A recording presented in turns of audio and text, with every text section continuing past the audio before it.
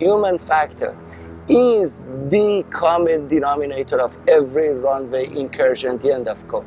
Page 2, Runway Safety Blueprint, FAA. There are two keywords over here.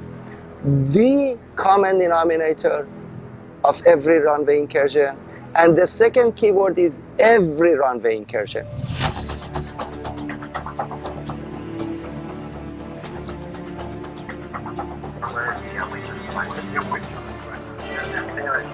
Air traffic controllers are responsible for 64 million domestic tower operations annually. 64 million. This is just one of them. And while the United States boasts the safest transportation system in the world, our goal is to raise the bar. Our mission is to make it safer. Advanced technology helps, but the real difference still comes down to people, pilots and controllers.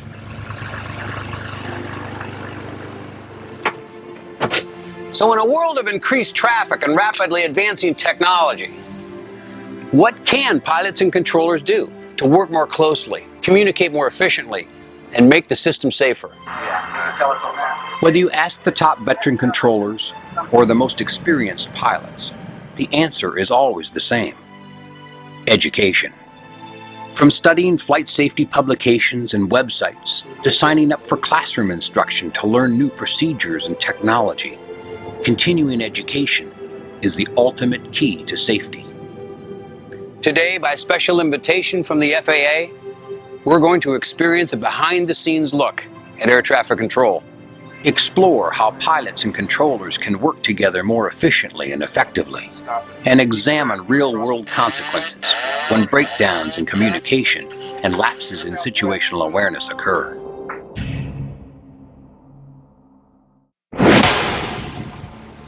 Ontario Tower, Decathlon 161 Sierra Alpha, 7 Southwest with Tango, request landing. Decathlon 161 Sierra Alpha, Ontario Tower, enter left downwind for runway 26 left. For pilots, the tower is an icon, Decathlon 161 Sierra the most Alpha, visible left symbol of air traffic 26 control. For controllers, this is the focal point of local airspace, where the highest concentration of aircraft must be monitored and managed around the clock. Ontario Tower, Decathlon 161 Sierra Alpha, over the ball fields. Decathlon 161 Sierra Alpha, runway 26 left, clear to land. Decathlon 1 Sierra Alpha, contact ground control on 121.9. 21-9, 1 Sierra Alpha. Ontario ground, Decathlon 1 Sierra Alpha at Romeo, request taxi to the GA ramp. Decathlon 1 Sierra Alpha, taxi to General Aviation via November, Uniform, Sierra, hold short runway 26 right at Uniform. Decathlon 1 Sierra Alpha, taxi via November, Uniform, Sierra, hold short runway 26 right at Uniform. Decathlon 1 Sierra Alpha, read back correct. Ontario Southwest 793, 5 mile final, 26 right. Southwest 793, runway 26 right, clear to land. You are cleared to land. Clear to land, 400. As pilots navigating congested ground and airspace like this, situational awareness and proper phraseology are critical to the safety of dozens of aircraft vying for the same ground and airspace. For controllers, clear, concise communication and maximum awareness are essential to managing heavy traffic, a challenge that is complicated by aircraft with differing rates of speed and performance. You've got a lot of airplane taxiing out.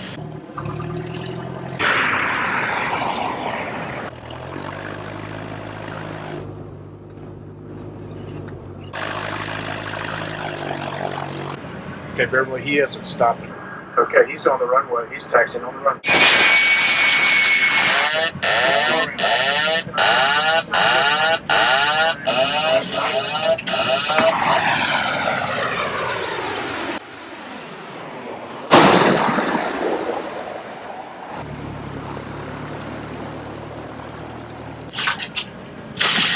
Whoa.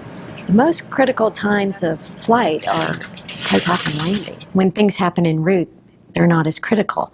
So when they're most critical is time-compressed areas, which are right on any vertical phase of flight. Okay, guys, I'm going to freeze you. That was well done. How was that scenario? What are you using such a little airplane for on the runway? Huh? Well, I could have used a larger one, but I figured you probably could see it a lot better. Southwest does do the same scenario when we train. We have go-rounds because a truck is on the runway or because they have traffic on the runway, and that is called by the simulator instructor, and we do that every 6 months. Every pilot does that. Every 6 months. Wow, thanks for bringing me up to the tower. Oh, my pleasure. Air traffic control demands split-second timing and multitasking skills far beyond any other profession. The bottom line is not about profit and loss. The bottom line is life and death. What can pilots and controllers do in terminal operations to make things less stressful, more efficient, safer? That's easy. Education. They can educate themselves and other people. Controllers should never stop learning. Pilots should never stop learning. Whether I'm working in a control tower or flying an airplane, it is important that I never treat the same situation as though it was fixed. Everything always changes. You need to educate yourself. If you keep learning about what it is that you do and what other people do, you'll be far better off. Dr. Najim Muscati at the University of Southern California is one of the foremost authorities on human factors and aviation safety. The major or biggest contributor to aviation safety is knowledge.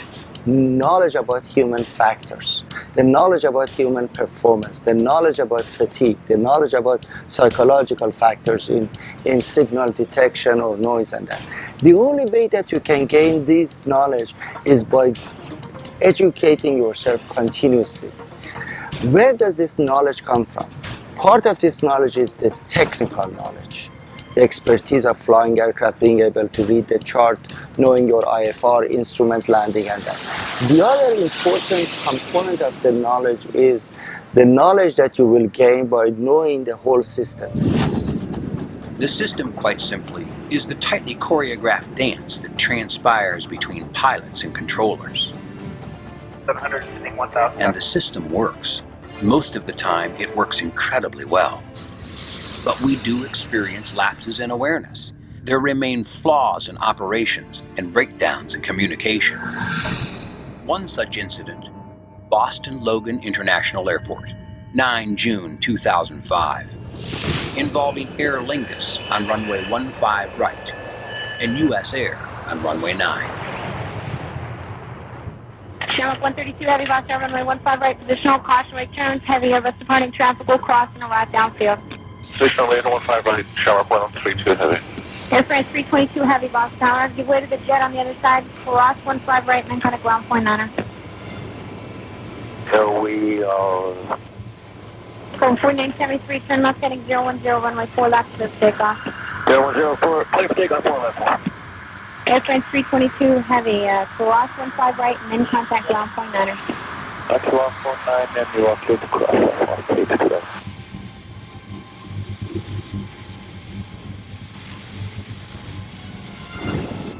USA 1170, runway 9er, position at all. No, USA 1170. Delta 1929, hard right turn via 22 left, immediate right on Papa. Hard right turn, 22 left, right turn, Papa, Delta 1929. Yeah, American 1752, the ILS 4. Because 1752 Boston Tower, 4 right to clear to land, caution, right turn runs arriving DC-10 Heavy, wind 080 at 4. Clear land, that's 52. Delta 1929, on Papa, hold short of Echo, you can shut down there. Hold short of Echo, we can shut down, Delta 1929. Delta 1929, my coordinator indicates that there may, and I emphasize may, because I've been yelled at many times today, be a release for LaGuardia. I don't want to get your hopes up, but just stay with me and we'll see what's going on. We can do that, sir. We'll keep our fingers crossed.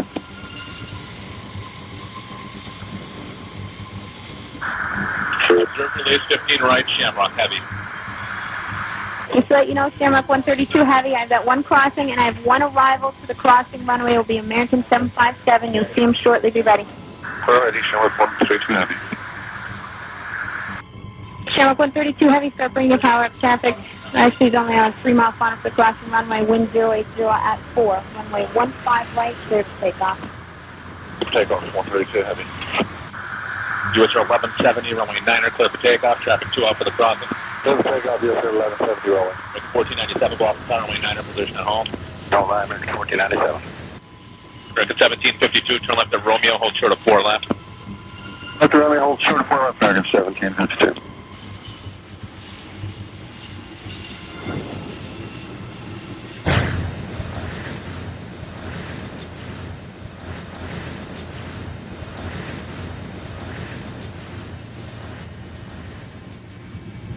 Delta 1929, you're good to go. Move up to and short of 4 right on Echo.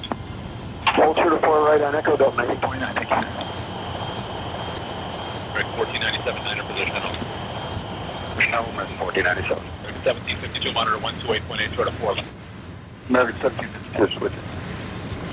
Whoa, whoa, whoa.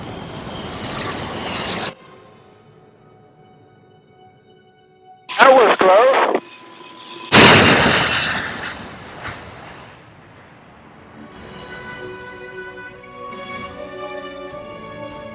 In this type of runway incursion, we are talking about 3 casts of characters. Air traffic controller, aircraft A, aircraft B. Very simple. When you look at these 3 casts of characters that they come to play on runway, it's really like a ballet, it's like a choreography. These guys, they need to communicate with each other, they need to be able to understand each other, use their equipment, and be able to run the aircraft safely or take off safely. What is the common denominator over there? Cast of character A, B, and C. The common denominator is the human element or organizational factors. Human factors is an important piece of aviation safety because the human is a factor in a complex system of other humans, computers, and so each one contributes to the situation. We're still humans driving machines, so as long as humans are driving the machines, we have to think about the human side of it. It's a high consequence environment. There's a lot of duty of care issues. You have to be on top of your game all the time. There is a problem of exhaustion, there is a problem of fatigue. Human factors can range from poor nutrition, task saturation, fatigue, to dehydration and exhaustion. The list goes on. However, there's one human factor that appears over and over: complacency. So in your 24 years as a controller, what's the most challenging air traffic you've had to deal with? To tell you about that, I've got to tell you that there are 4 parts to the way traffic works. One would be very easy. There would be no or one airplane. It's very difficult to have something go wrong if there's only one airplane. That's one. The next one would be where it's very busy. If it's busy but still within your capabilities, it becomes a thing of beauty. The airplanes are moving around, the words are coming out correctly, everything is good. You're stressed but not overstressed. Right. The next would be when they add a few more things, a few more tasks for the controller to do. When it's very busy. At that point, you run the risk of making an error, of forgetting to do something. But the real scary scenario is where it's just a little bit busy. You just have a few airplanes and you think you know what's going on. So you relax. That complacency is what will kill you. Chicago O'Hare International Airport, 23 July 2006. The following operational error is a runway incursion involving Giant 6972, cleared to land on 14 right, and United 1015, cleared for takeoff on 27 left, intersecting runways. Hello, Tower, Giant 6972 Heavy, mine DME, let's have 14 right. Giant 6972 Heavy, aircraft, runway 14 right, clear to land, 1608, traffic will depart, head of your arrival. Clear to land, runway 14 right, to Giant 6972. United 647, turn left, contact ground point 9er. Point 9, 647, Yeah, it's 938 Heavy, runway 14 right, clear for takeoff, turn left heading 040. Clear for takeoff, 14 right, left turn 040, United 938 Heavy.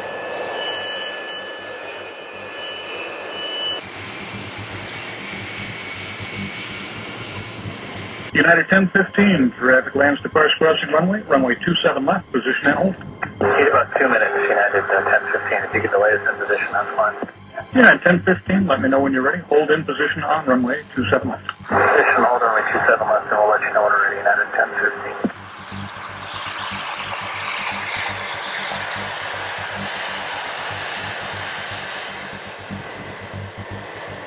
It can be very easy to become distracted and lose track of time when you're on a runway and not ready to go.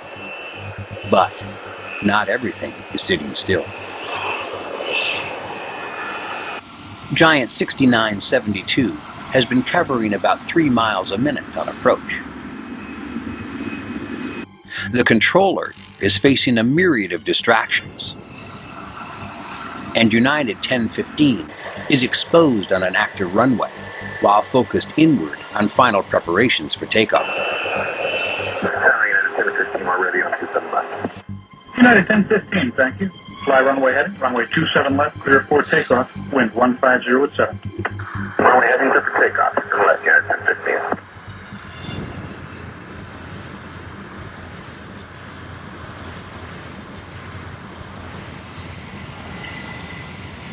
Three different realities, 2 short minutes, and one very real opportunity for imminent danger. Skyway 6927, runway 27 left, taxi in position and hold, wind 150 at 7. Position hold, 27 left, Skyway 6927.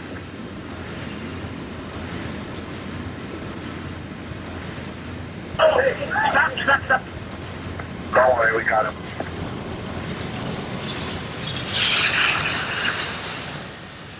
Everything hold up. Flight Atlas not hold short because he didn't say anything like that. Oh, don't worry about it. It may not be constructive to worry about it, but all of us, pilots and controllers, can learn a great deal from every operational error and pilot deviation. Well, he isn't stopping. Now more than ever, it's essential that flight crews and air traffic controllers come face to face and eye to eye on improving aviation safety. Ever-increasing traffic is being managed with rapidly advancing technology. But at the end of the day, our safety hinges on education. These real-life events are usually a chain of errors. And that's something that's well known in the human factors world. It's not just one different thing or one isolated thing, it's a chain of events. And we try to show the pilots that errors can and will be made. When you have those red flags, treat them as doubt, and doubt equals danger. So the first red flag is clearing you for a visual approach 10 miles out. Amateurs train until they get it right. Professionals train until they don't get it wrong. Nobody wants to do a bad job. No air traffic controller in this country consciously wants to make an error to bring two aircraft close to each other, that they hit each other and kill a lot of people. The poor air traffic controller in Tenerife, he didn't want to kill 583 people. See, then we need to look at the whole issue. What makes people to make this error or misjudgment? We've heard from experts from all sides of our business. They seem to share a common thread: education. Never stop learning. On-the-job training is not enough. Subscribing to a new aviation publication, online research of one of the dozens of web-based aviation safety sites, signing up for a refresher course at one of the many accredited flight training institutions around the country, or a few hours with your favorite flight instructor. It is our hope that this is just the beginning of updating your skills and learning more about pilot and controller teamwork. Until then, blue skies and safe landings.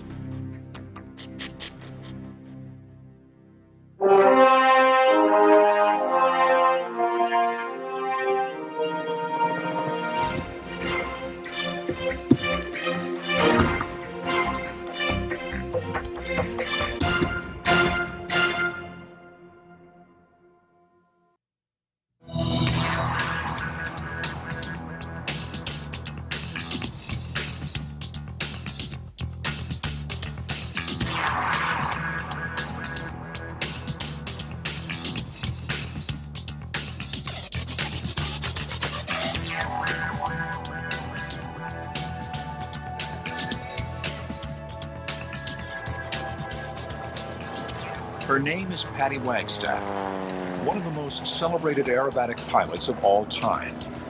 Three-time U.S. National Aerobatic Champion, she is the first woman to win this title. Because of her achievements, Patty has been honored by the Smithsonian Air and Space Museum as a pioneer of flight, and her Goodrich Extra 260 aircraft occupies the same gallery at the Smithsonian as Amelia Earhart's Lockheed Vega. I have to admit, what I do seems like a pretty dangerous way to make a living. I suppose that's part of the appeal, why so many people come out to see me fly, and to see me take these risks. But, as fellow pilots, I'll let you in on a little secret. There's risk, all right. As you know, anytime you climb into an aircraft, there's risk. But over the years, I've learned to minimize that risk by careful preparation, training, planning, common sense, and constant situational awareness. Attention to safety keeps me alive in the air. But safety doesn't begin at the top of an inverted loop. Safety begins on the ground, before you get in your airplane.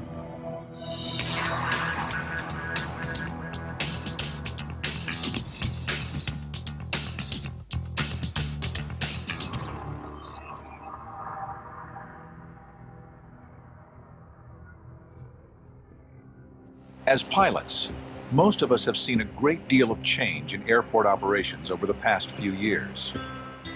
Today, there are nearly 70 million tower operations annually, and the number is growing each year. Pilots are challenged with more and more complex air traffic procedures, more complicated airport layout design. More and more, it is an environment of very real risk. But just as Patty Wagstaff has developed strategies for mitigating risk in the air, pilots can do the same on the ground by following standard procedures, such as using airport diagrams and planning their taxi routes. The great majority of runway incursions are caused by pilot error. And the great majority of those errors, more than 70%, are caused by general aviation pilots.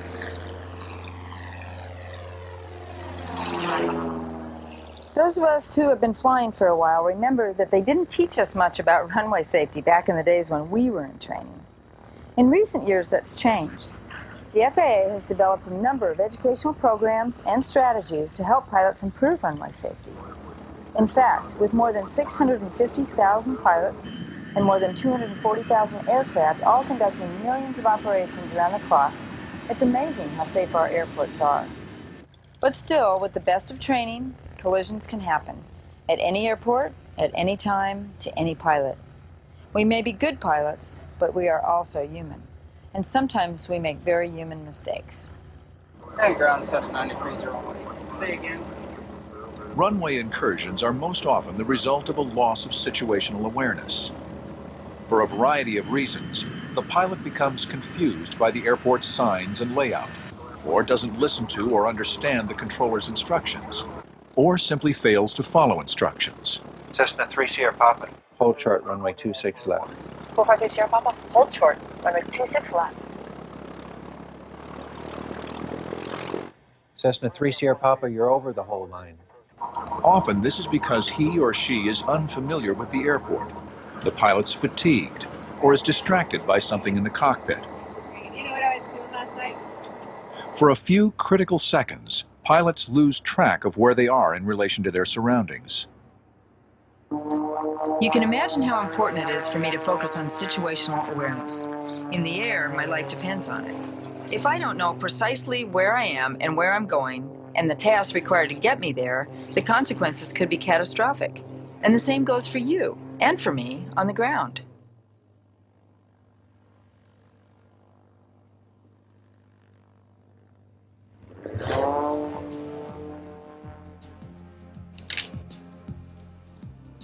One of the first keys to situational awareness is attention to detail even before you start your engine. Just as we always study area charts and weather information before we fly, it's important to be thoroughly familiar with the airport's layout before we taxi. Every airport is different, so it's important to obtain and study airport diagrams. Pay particular attention to complex or confusing runway and taxiway intersections and runway thresholds. Some airports publish hotspots on their airport diagrams. For example, intersections, where pilots should be especially vigilant. Obviously, we should make a similar study of the airport at our destination. Once you are thoroughly familiar with the airport layout, make sure you review the signs you will encounter as you taxi toward the active runway. Some simple phrases can help you remember what the signs mean. Black square, you're there. These black signs tell you which runway or taxiway you're on right now. Yellow array points the way. These yellow signs with black arrows point you toward a runway or a taxiway, or toward a destination, such as a ramp. If you see white numerals on a red sign, remember, red and white, runways in sight. This type of sign shows the hold position for the runway. Remember, yellow markings represent taxiways, and white markings represent runways. There are some important things we can all do to avoid runway incursions. Things we probably all know, or have known but forgotten, or that we sometimes overlook because of distractions. Some of these things are simply plain old common sense. Always look, listen, and expect the unexpected. Minimize distractions by keeping a sterile cockpit while taxiing. Know where you are and where you're going. Never guess. Always know. And if you don't know or are uncertain, always ask. And that brings me to a word or two about the best ally we pilots have at Howard Airport, the air traffic controller. Runway 25 left at Delta position and hold traffic on the Delta. These are the professionals dedicated to leading us safely through the often complex and confusing runways and taxiways and traffic of a Howard Airport. Cessna 60 Papa turning base at the 605 freeway, report turning final. The pace of air traffic communications can be confusing, even overwhelming. We should not feel hesitant to ask controllers to repeat an instruction, to ask for progressive taxi instructions if we need them. Ground, ground, Cherokee 32123, request progressive taxi instructions, please. November, Charlie, Bravo. If you don't know, ask. If you aren't sure, verify. When communicating with air traffic control, always listen before you transmit. Cessna 3284 Delta, holding position, runway 19 right. Also, listen to what the controller is saying to other aircraft. It can have a critical bearing on your safety. Again, maintaining situational awareness at all times is key. Be sure you understand all air traffic control instructions. If you receive a clearance you don't understand or is contrary to your position on the airport, you should verify the clearance. Cessna 4530 Sierra Papa. Runway 19er, full length, clear for takeoff.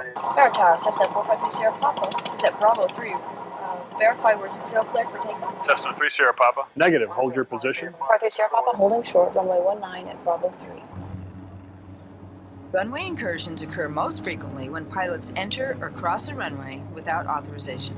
Typically, communication between the pilot and air traffic control is good. Pilots hear and read back hold short instructions and know what they're supposed to do. Cessna 93018, hold short, runway 26 right. But they cross hold short lines or taxi on the runway without authorization anyway. Always read back all hold short instructions. Arrow 1504, hold short, runway 6 left. Arrow 1504, hold short, runway 6 left. A simple Roger won't do. This applies to position and hold and clearances to enter a runway as well. Cessna 80138, position and hold, runway 25 left. Cessna 80138, position and hold, runway 25 left. We can avoid most runway incursions by reducing distraction in the cockpit while taxiing, familiarizing ourselves with our departure and our destination airports, and staying alert at all times. Be sure to write down taxi instructions, but never do it on the move. It can be a distraction. The same is true with checklists. Conduct them while stopped, never on the move. Pilots, controllers, and drivers all rely on their eyes as their primary sensors. And the simple fact is, our eyes don't work as well at night as they do during the day. The visual acuity we lose at night, combined with inconsistent cockpit lighting, canopy reflections, and possible rain, snow, or fog, make taxi, takeoff, and landing operations that seem easy during the day a real challenge at night. Pilots should observe a few simple lighting standards that will help those around them maintain their situational awareness. When taxiing into position and hold, turn on all exterior lights except landing lights. This will make your aircraft more conspicuous to other aircraft on final. Don't turn on your landing lights until you have been given clearance to take off. If you see an aircraft with its landing lights turned on, it's a clear signal that that aircraft is moving or is about to move down the runway for takeoff. When instructed to cross a runway, turn on all lights, including landing lights. The exception would be if your lights would interfere with someone holding or approaching from the other side of the runway. Also, when you line up for departure at night, consider lining up about 3 feet to the left or right of center line, so another pilot on final can more easily distinguish your aircraft from the runway lights. Some people think that to be a professional pilot, you have to make your living flying. Well, there's another way to define professional. A professional pilot is a pilot who knows and understands the fundamentals of operating his or her aircraft both in the air and on the ground. And the second mark of a professional is a desire to always be better. Not just to be a good pilot, but to constantly improve our skills and techniques until we are better pilots.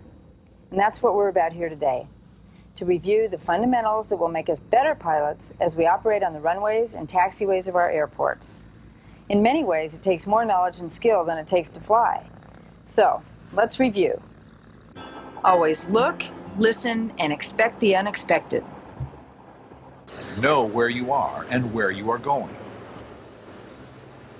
Study the airport diagram before taxiing. Write down taxi instructions.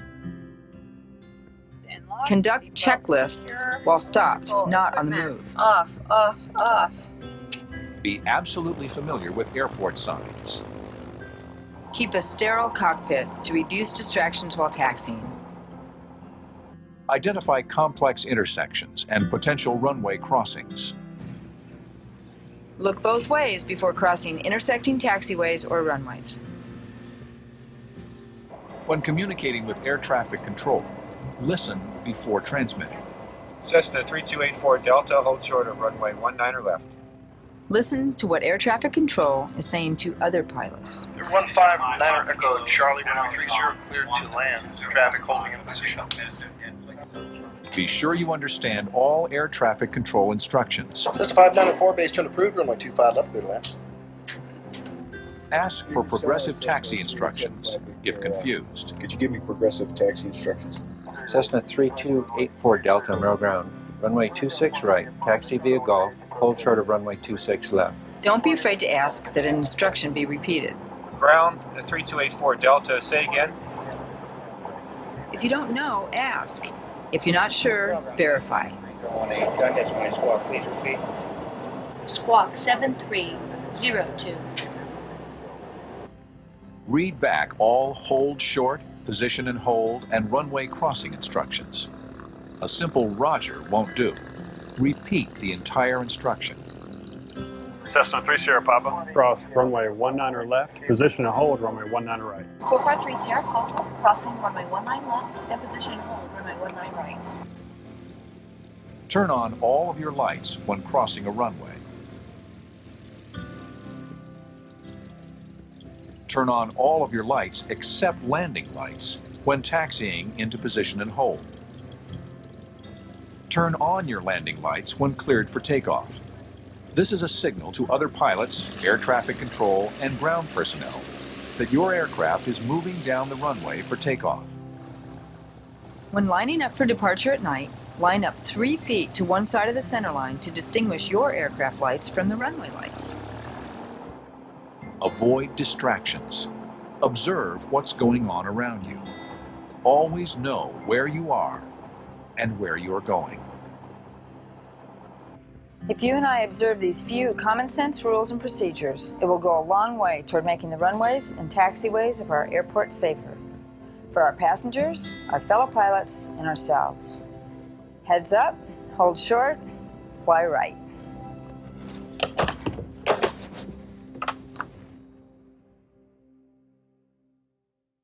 Hello, I'm Bill Davis, Director of the Office of Runway Safety for the FAA. As a fellow aviator, I hope you enjoyed reviewing runway safety from such an exciting perspective. Our thanks to Patty for showing us that attention to safety really does begin well before we climb into our airplanes. Preventing runway collisions is our #1 goal. We can accomplish this goal if we're all committed to improving our skills while operating on runways and taxiways. Thanks again to Patty Wagg's staff. We wish you blue skies and safe landings.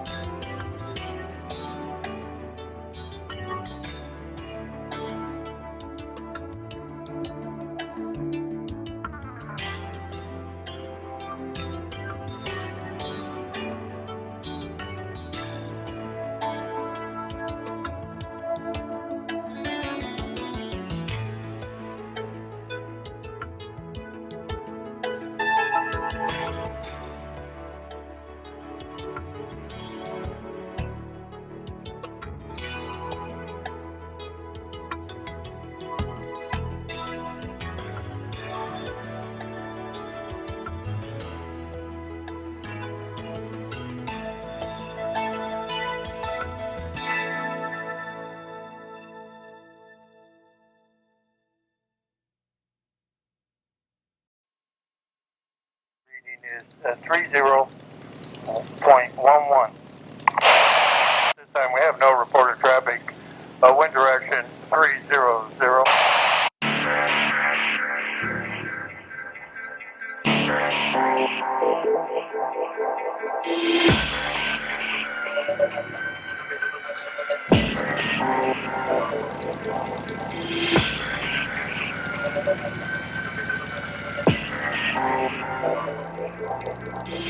His name is Dick Rutan. He's one of the most accomplished aviators of our time. As a decorated fighter pilot, experimental test pilot, and certified flight instructor, Rutan has soared into aviation history. For his achievements, Rutan has received countless honors, among them the Silver Star, the Purple Heart, 5 Distinguished Flying Crosses, 16 Air Medals, the Collier Trophy, and the Spirit of Flight Award.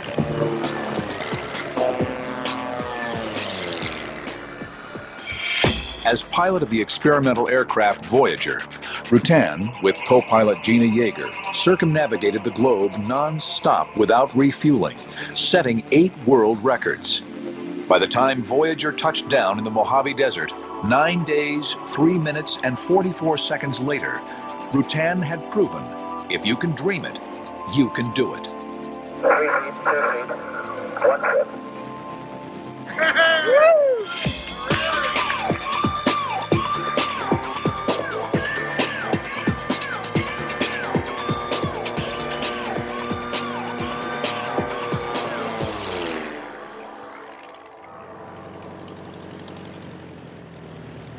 Whether your dream is to fly a rocket into space or a Cessna into the wilderness, you can do it safely with planning, preparation, and communication. Communication, knowing who to talk to, what to say, how to say it, and when to say it is essential no matter what kind of airplane you fly. Yeah, it's 8 o'clock essentially. Okay, he's rolling, Mike. Before I took Voyager on her first test flight, thousands of man-hours were spent on mission planning, preparation, and pre-flight communication. As pilots, our success, our very lives depend on our ability to communicate effectively at all times. In this film, we're going to show just how important good communication skills are. By following our pilot, Deb, as she flies from a non-towered airport to a towered airport. All successful flights begin with thorough pre-flight planning, including a communications plan. Just as you compute takeoff and landing data and plan your route and fuel consumption, you also need to plan communications. Identify and write down all frequencies you think you might need, from takeoff to landing. If your flight takes you through Class B or C airspace, be sure to note appropriate approach control frequencies.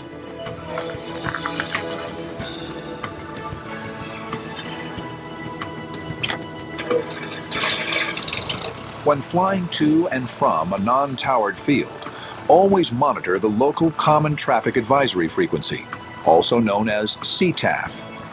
Frequencies are listed on sectional charts and in airport directories. CTAF frequencies may be shared by several airfields, so listen up. Reduce distractions. Keep a sterile cockpit. Think about what you're going to say before you key the mic. Use standard phraseology as found in the AIM. Keep your transmissions concise and precise. Birchwood traffic 408 inbound for landing.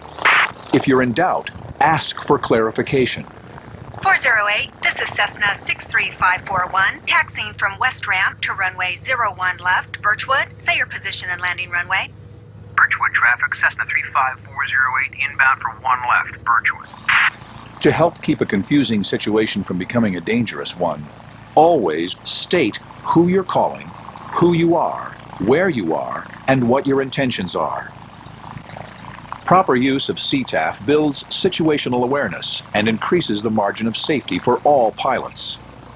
Always identify your airfield, give your call sign, state your position and intentions, and end your transmission by repeating the airfield. Birchwood traffic, Cessna 63541, taking runway 01 left for departure to the north, Birchwood. Remember, at non-towered airports, some aircraft may be operating without radios, so keep a sharp lookout.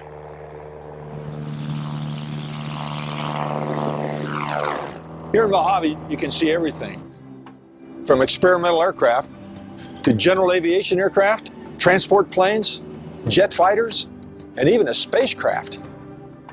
Clear and effective communication makes it possible for all types of aircraft to safely share the same airspace and airport. And each and every one of us plays an important part by knowing and using correct phraseology. Now let's join Deb as she continues her flight. Beautiful day to fly. See Mount McKinley, Oregon. We'll see why it's so important to listen up and read back if you want to fly right.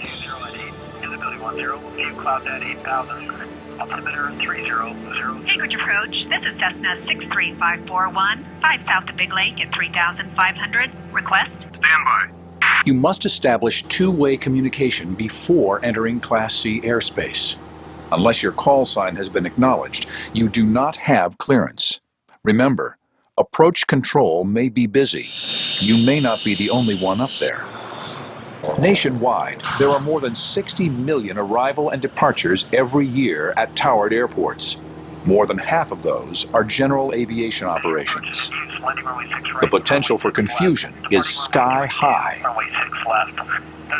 Read back, hear back errors can happen when there's a lot going on, and even when there's nothing going on.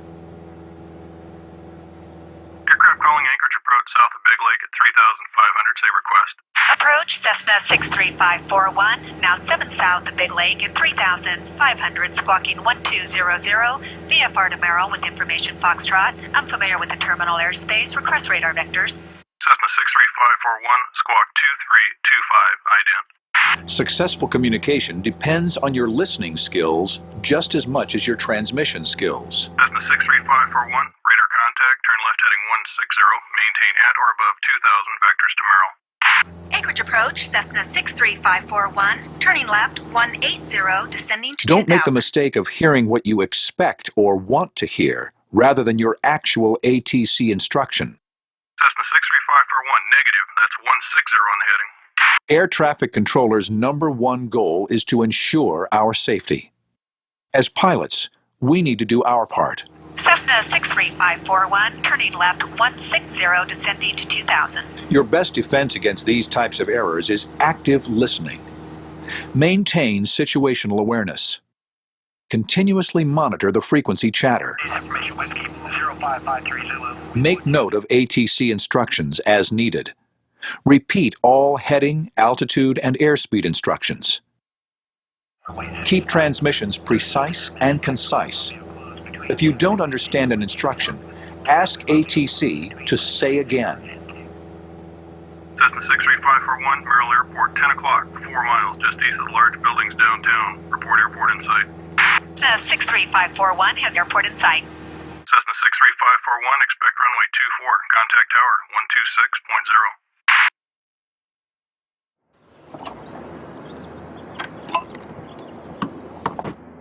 Effective communications requires you to listen and think before you speak. Always use proper phraseology. An accurate readback is vital. I know.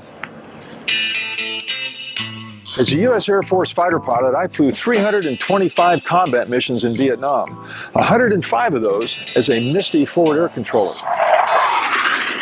My mission was to identify targets while flying fast and low. Then I direct Air Force and Navy fighter strikes against the targets. Following proper communication protocol was vital to mission success and to my survival. Sloppy communication didn't cut it out there, and it doesn't cut it out here either. Cessna 541, wind 2206, runway 24, cleared to land. Merrill Tower, Cessna 541, cleared to land, runway 24. Runway incursions are highly unpredictable events. Always remain alert. Cessna 93018, hold short, runway 24, landing traffic. Cessna 93018, holding short, runway 24.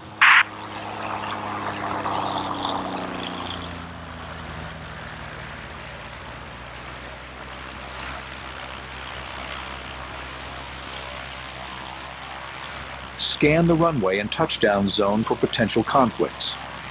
Be prepared to go around. Merrill Tower, Cessna 541 going around. Cessna 63541, go around right side of runway. Left crosswind, your discretion. And remember, it's never okay to land over the top of another aircraft. Incredibly, many runway incursions happen after a pilot has received and acknowledged a hold short instruction, but enters the runway or crosses the hold line anyway. Failure to land on an assigned runway is another common mistake. Runway incursions like this can happen anywhere. Be especially cautious operating from an airport with parallel runways. Golden Eagle 2 Alpha Foxtrot, wind 300 at 5, runway 31 left, clear to land. Golden Eagle 2 Alpha Foxtrot, runway 31 left, clear to land. Cessna 8 November Yankee 31 right at Delta, position and hold. Cessna 8 November Yankee, position and hold, runway 31 right at Delta.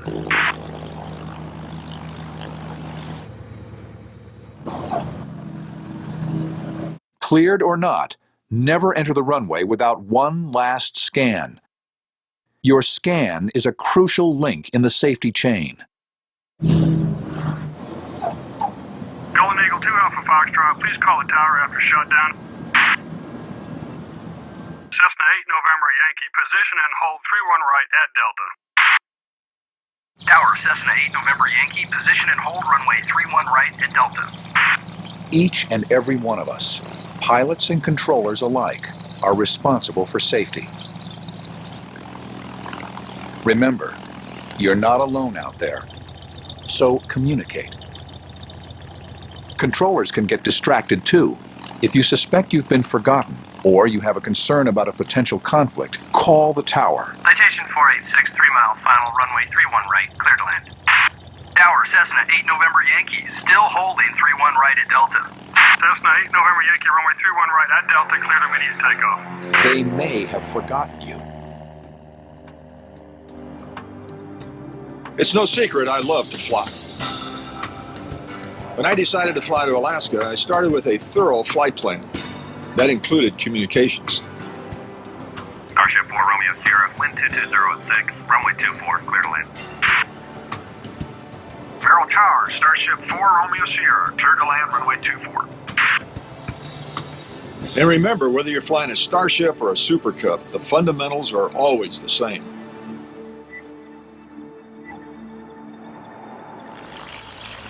The airport's busy today. Lots of distractions. Big orange cones and flashing lights on his train. Our pilot Deb is getting ready to head for home, but she's still got to stay sharp. Taxiway Romeo closed between taxi. Because an unfamiliar airport, or even a familiar one, can challenge the best of us. Poor weather, construction, or heavy traffic can make it tough for any pilot.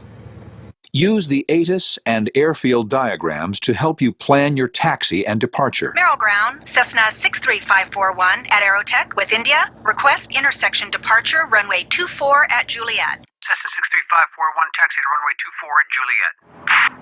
Merrill Ground, Cessna 63541, taxiing. Clearance to taxi to a runway gives you permission to cross all intersecting runways and taxiways, but it does not clear you to cross or enter your assigned runway. Cessna 63541. If you need help, ask for progressive taxi instructions. Cessna 63541, tower on 126.0.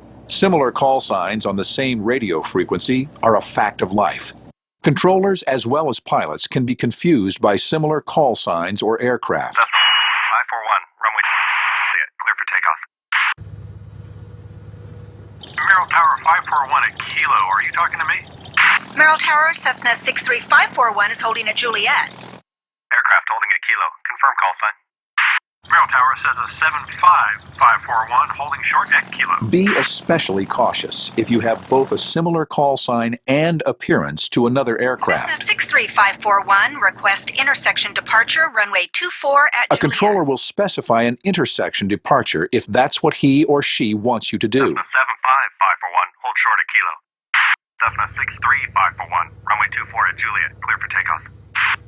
Cessna 63541, runway 24 Remember, at Juliet. if you are at an intersection and the controller gives you a takeoff clearance with full length in it, Thanks and good day. or omits the intersection designation, call the controller for clarification. Standard phraseology keeps us safe in the sky and on the runway. Always plan for communication success. Thorough flight prep includes a solid communications plan. And remember, if you're ever in doubt, ask for Clear clarification. position and landing runway. Know and use proper communication phraseology. It's the only way to guarantee mutual understanding and situational awareness. Runway incursions are highly unpredictable events. Always remain alert. Always state who you're calling, who you are, where you're at, and what you want. ATC may direct you to do something that wasn't in your plan. Listen up and write down instructions. And finally, never enter a runway without first looking left and right. Your scan is a crucial link in the safety chain. Dick, thank you for taking your time to help us all learn about communications. You bet, glad to. As you know, communications is vital, whether you're a student pilot or a decorated veteran. Hey, let's go fly. Let's go. Okay.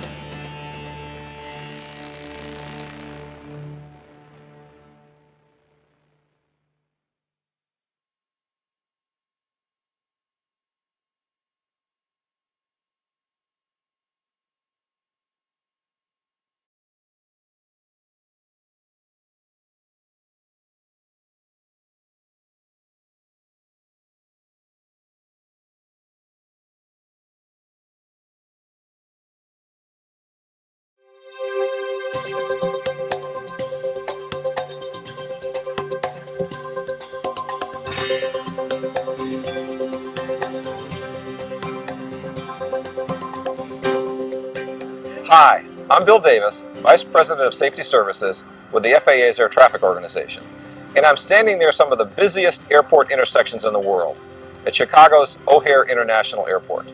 Here, and at airports throughout the world, all it takes is a minor distraction to be involved in a runway incursion.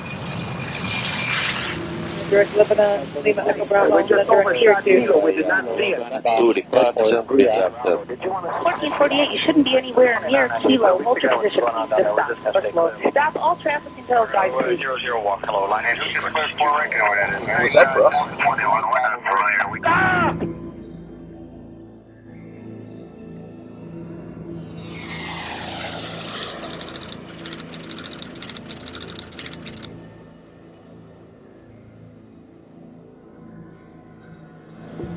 April 1st, 1999. In the early morning hours, Air China 9018 deviates from its assigned taxi route and enters runway 14, where Korean Air Flight 36 has just been cleared for takeoff. February 1st, 1991. U.S. Air Flight 1443, a Boeing 737, was on final approach to LAX. SkyWest Metro 5569 was cleared to position and hold on the same runway, 24 left. The 27th of March, 1977, Tenerife in the Canary Islands. A KLM 747 begins its takeoff roll, while unbeknownst to its crew, a Pan Am 747 has begun to taxi utilizing the same runway, 12, as a taxiway. Getting to and from a runway has become increasingly complex. Situations like these can occur anywhere, to any pilot, at any time. Runway incursions occur almost daily, and over 40% of these incursions involve commercial aircraft. Reducing this incursion risk is one of the FAA's highest priorities.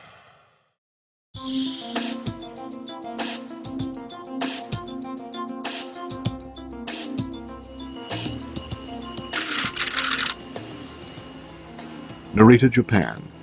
United 852, a Boeing 747-400 bound for San Francisco, begins to push back with 324 customers on board.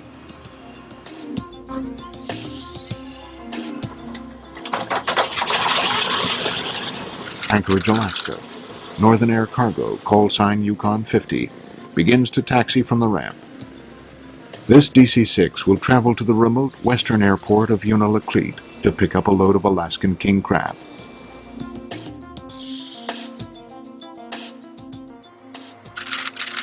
Van Nuys, California.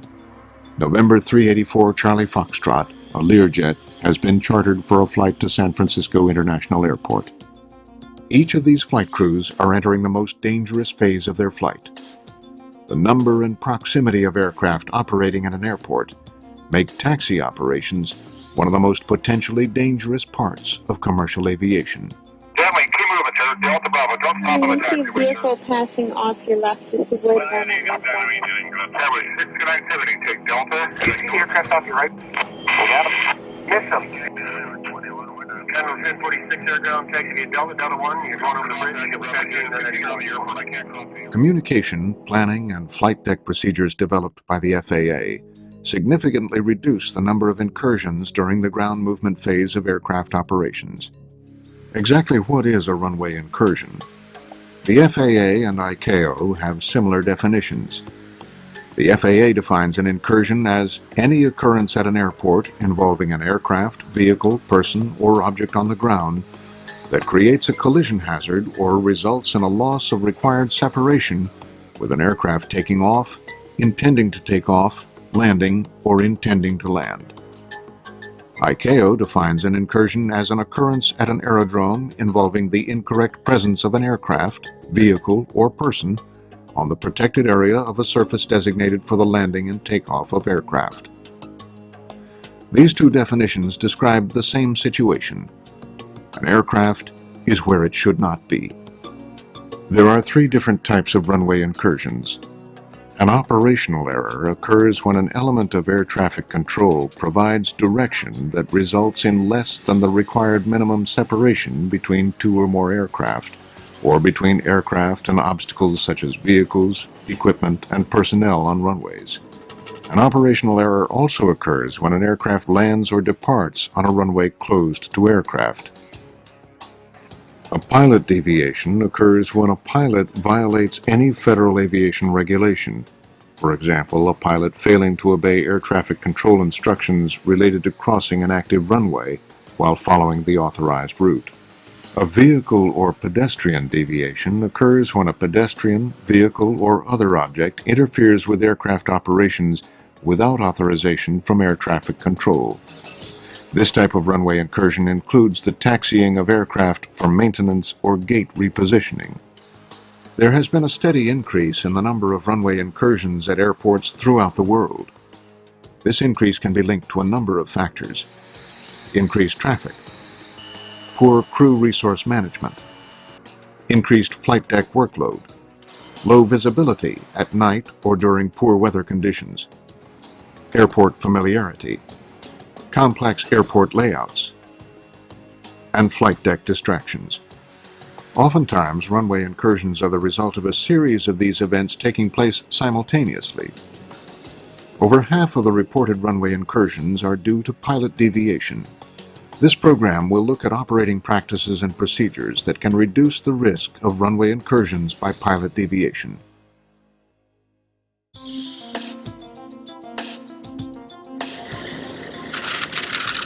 Yukon 50 has just received taxi instructions, which will take them from a hangar located on the west side of the Anchorage International Airport to a position just short of runway 6 left.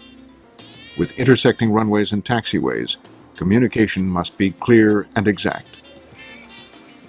Anchorage ground, Yukon 50, ready for taxi with Whiskey. Good communication with air traffic control is essential to avoid runway incursions. 1/3 of all incidents are attributed to communication errors between the pilot and air traffic control. There are several communication procedures that can reduce or eliminate incursions during ground operations. Hey, Branch, talk with 7699, you headed for Delta, Charlie 4. Start with 78600 and continue on Delta, Delta 1 Bravo, over the Bravo Bridge, and then Papa Hotel. Okay, Delta 1 Bravo Bridge, Papa Hotel, 7699. During initial contact with a tower or ground control, it is important for flight crews to clearly state the location of the aircraft using only standard ATC phraseology. Aircraft location should be restated following all radio frequency changes to a different tower or ground control frequency. All clearances and instructions should be read back to the controller when entering a specific runway, holding short of a runway, or when directed to position and hold. Alpha 15, get one at the 75 from the right. Was that for us? Why don't you request progressive taxi instructions? If there is any question about the instruction or clearance received, the flight crew should ask for clarification. If the crew is still unsure after receiving additional information, the crew should request progressive taxi instructions from the tower. San Francisco ground, November 3 at 4 Charlie Foxtrot. Request progressive taxi. Communication is especially important when speaking to controllers in different countries. Delhi radar, Victor Lima, Sierra, position Alpha Lima this time. Victor Lima, Sierra, Roger. The difference between US and ICAO phraseology is sometimes significant. For instance, in the US, taxi into position and hold is dramatically different from the ICAO taxi to holding position or taxi to holding point. Hey, Margaret, would you announce that we're taxiing up the hold short of runway 32 at Uniclete? Sure. Uniclete traffic, Yukon 50 is taxiing for departure, runway 32 will hold short. Is there anybody in the area? It is important for pilots to monitor tower frequency, or when the tower is closed, the Common Traffic Advisory Frequency, CTAF. Any doubt about instructions received should be verified with the controller.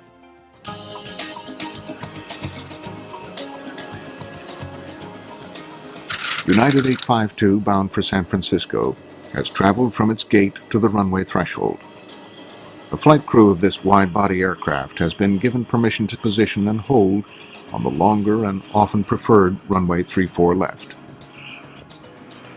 Position and hold or line up and wait instructions help traffic move more efficiently at airports.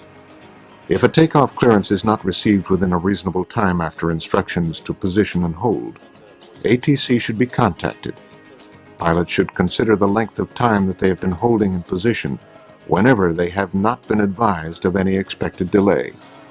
During this phase of ground operations, the use of traffic displays, or TCAS, may enhance the situational awareness of a flight crew by allowing them to look for aircraft on approach behind them. Rob, I see traffic on a TCAS behind us.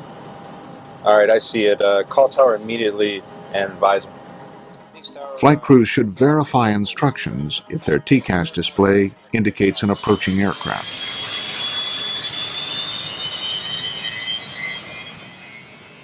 When given last-minute turn-off or land and hold short instructions, flight crews should immediately respond unable if there is any doubt about the ability to comply. Taxi instructions should not be acknowledged until the aircraft has completed its rollout and has reached taxi speed. Finally, it is important to minimize flight crew distractions during communication by maintaining a sterile flight deck during arrival and departure operations. There are several additional resources that you can view related to flight deck communication and phraseology. This completes the chapter on communication procedures.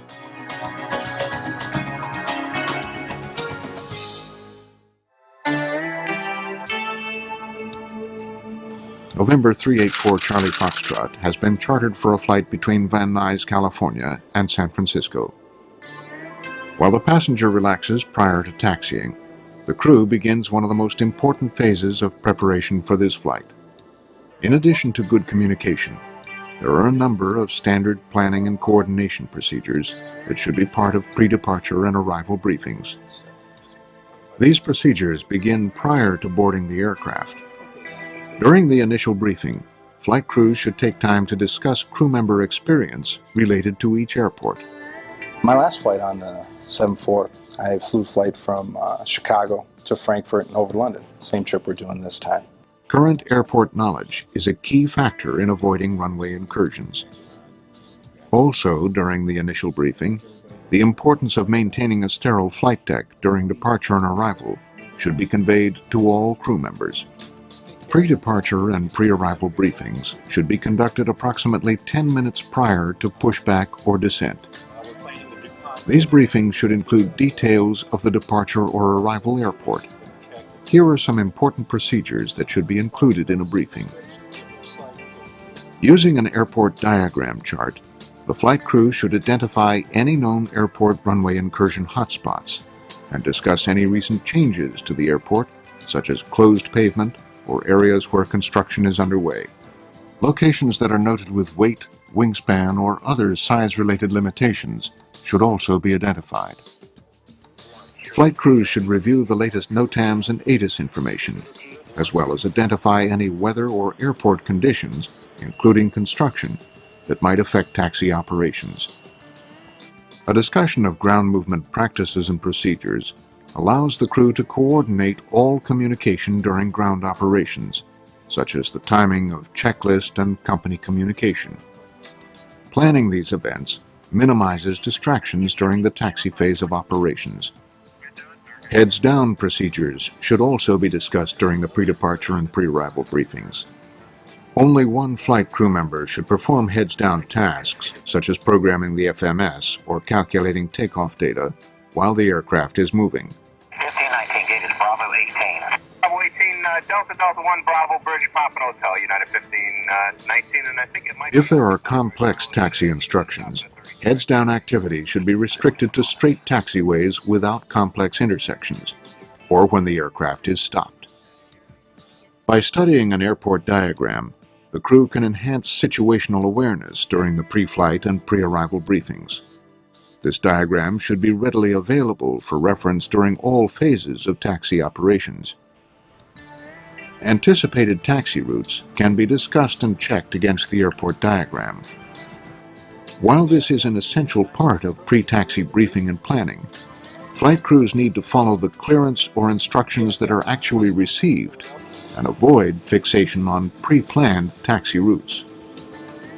During the briefing, runway occupancy and crossing clearance procedures should be discussed. Okay, we are clear to cross 9 left, correct? Yes, we are clear to cross 9 left. All right. Prior to crossing any runway, Both pilots should scan the full length of the runway for aircraft on final approach or landing rollout. Each pilot should verbally confirm the scan results. And we're clear on the left. If the aircraft is equipped with TCAS, the flight crew should discuss the TCAS settings to be used when held on or between runways. A review of exterior light utilization and verification of any land and hold short requirements at the destination airport are important elements of a proper briefing. These briefings should also include a discussion of any regional language or terminology differences that might impede proper communications with ATC. A star chart and airport diagram review during arrival briefings improves the crew awareness of runway length, lighting, and turnoff direction for an anticipated runway. Let's see, runway 9 right is 10,506 feet long. During low visibility conditions, the crew should also discuss the method of reporting clear of runway. This completes the chapter on departure and arrival briefings.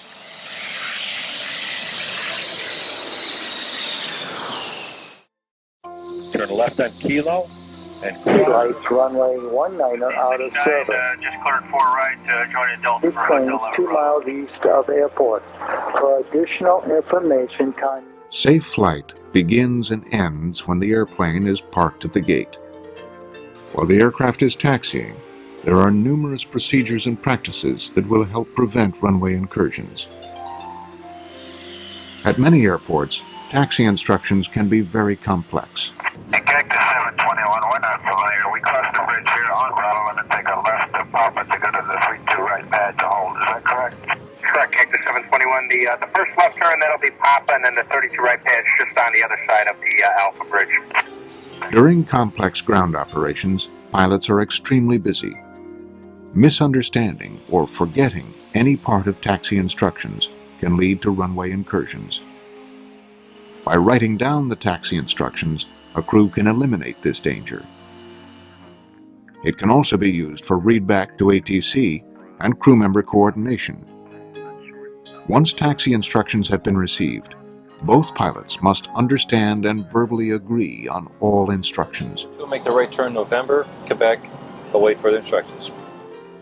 If there is a misunderstanding or discrepancy, it should be resolved with ATC prior to taxiing. Why don't we request progressive taxi instructions? Frankfurt Ground American 42, requesting progressive taxi instructions, please. When a pilot becomes unsure of the aircraft location while taxiing, progressive taxi instructions should be requested. When anticipating a clearance to cross or taxi onto an active runway, both pilots should monitor the tower frequency. When following taxi instructions, all turns should be verbally confirmed by both pilots. It looks like November's the next 90-degree left turn. Okay, got it.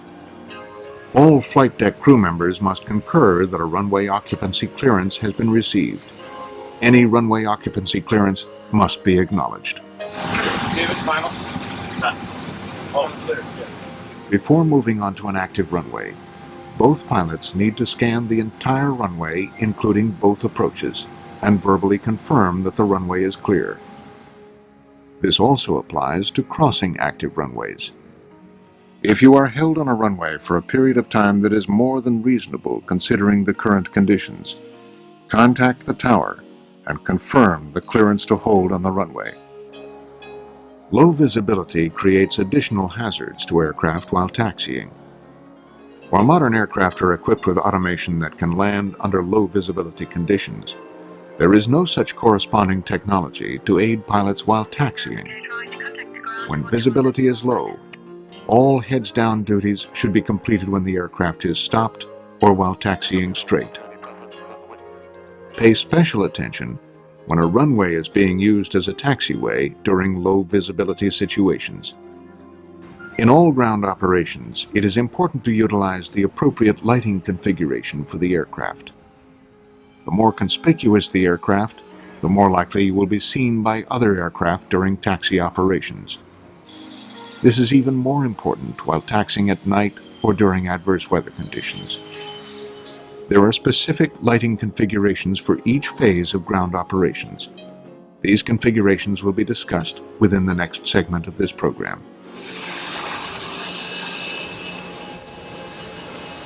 This concludes the chapter on taxi procedures.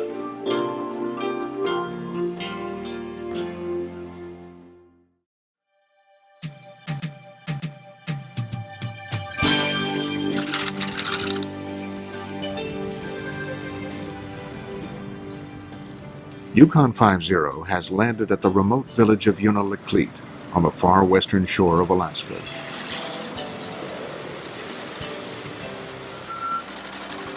The cargo being delivered is part of a thin lifeline to this village.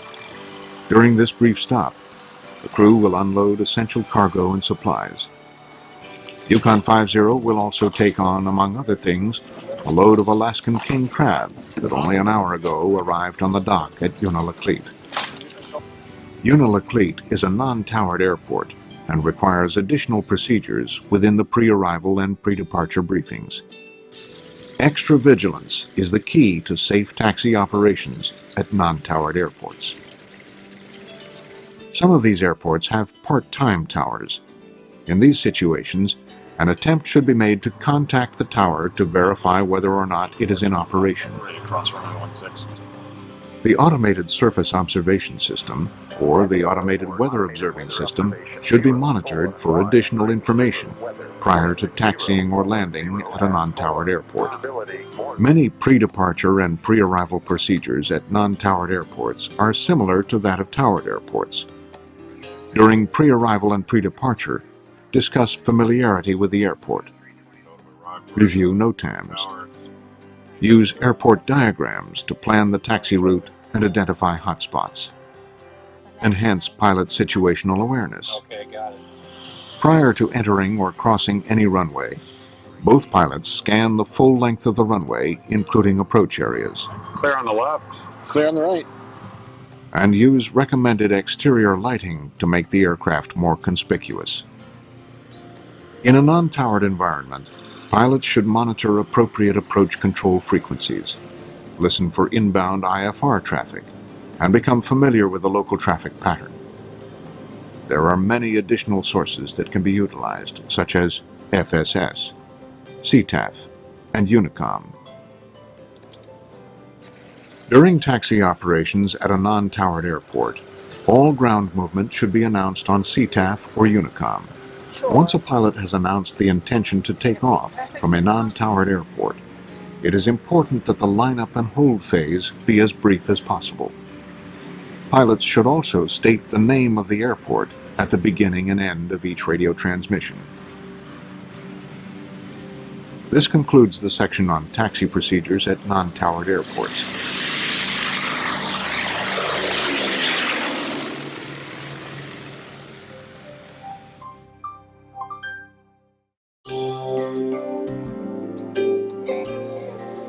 United 852 has completed its 10-hour journey across the Pacific and is now on final approach to San Francisco International Airport.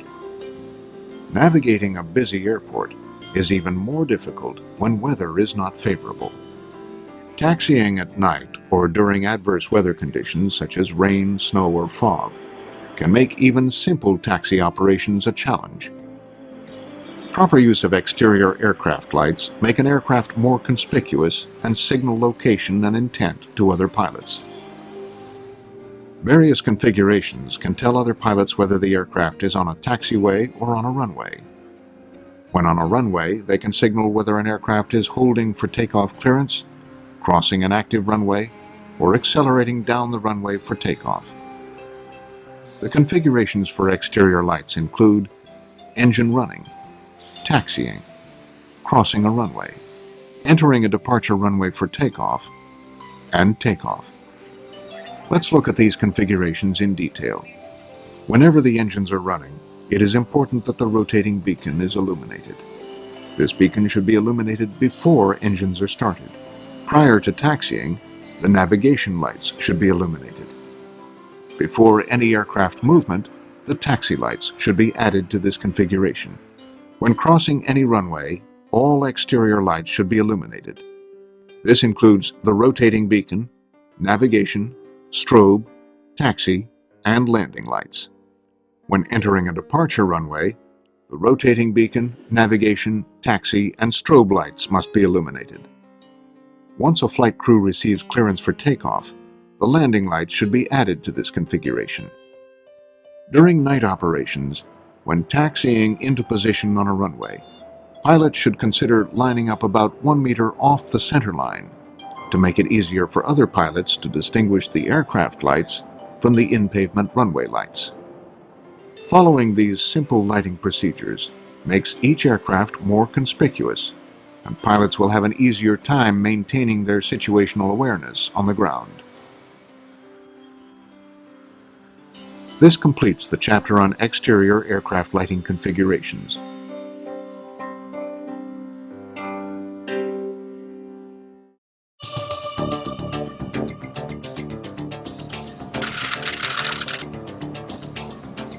November 384 Charlie Foxtrot has also arrived at San Francisco International Airport.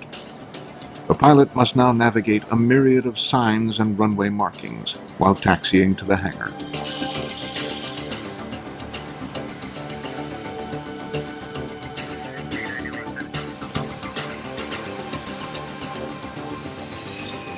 Airport taxiways and runways are extremely complex and busy environments. At night or during low visibility conditions, the signs and markings can be even more confusing to the pilot who is unprepared.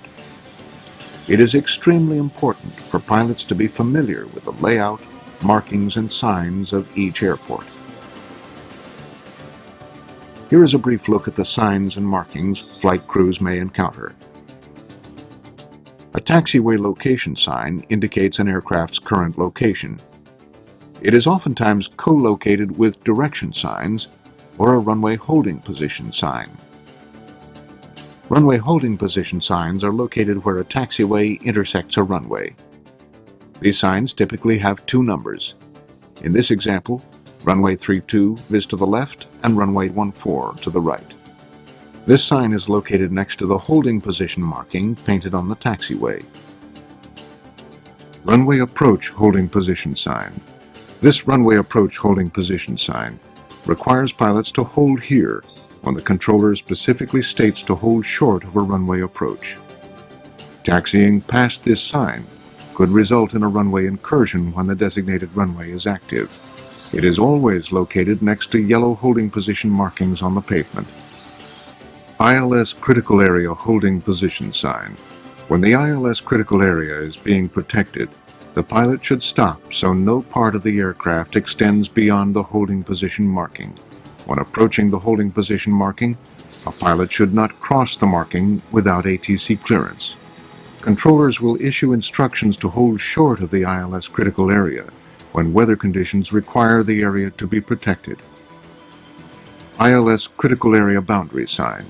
This sign is located on the runway side of the ILS critical area holding position sign and is next to the ILS holding position markings. It is seen by pilots leaving ILS critical areas. A no entry sign indicates an area prohibited to aircraft. This sign is found at the entrance to a one-way taxiway or at the intersection of a road intended for vehicles. An inbound destination sign uses an arrow to indicate the direction of a specific destination.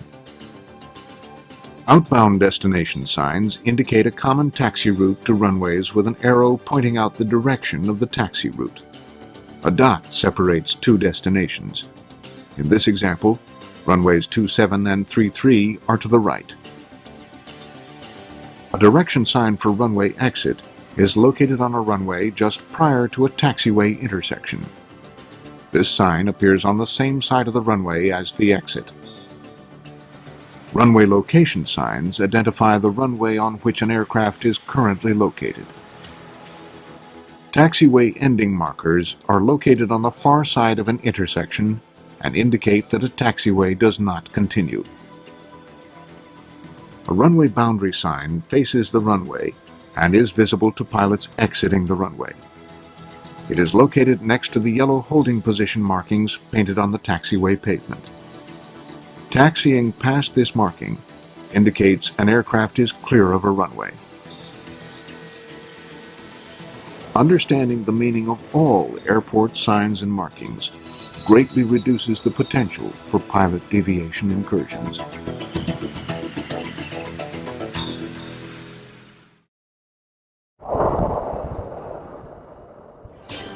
United Flight 852, Yukon 50, and November 384 Charlie Foxtrot have each arrived safely at their destinations without incident. Yet over 300 times a year, aircraft are involved in dangerous and sometimes deadly runway incursions. Through better communication, planning, and flight deck procedures developed by the FAA, the number of these dangerous incursions can be dramatically reduced. Reducing risk on the runway is a shared responsibility. Through better crew resource management, communication, planning, and flight deck procedures, we can reduce the frequency of runway incursions at airports around the world. For more information, I encourage you to visit the FAA website at www.faa.gov/runway safety. You can also review the supplemental material found in the bonus section of this DVD. I wish you blue skies and safe landings.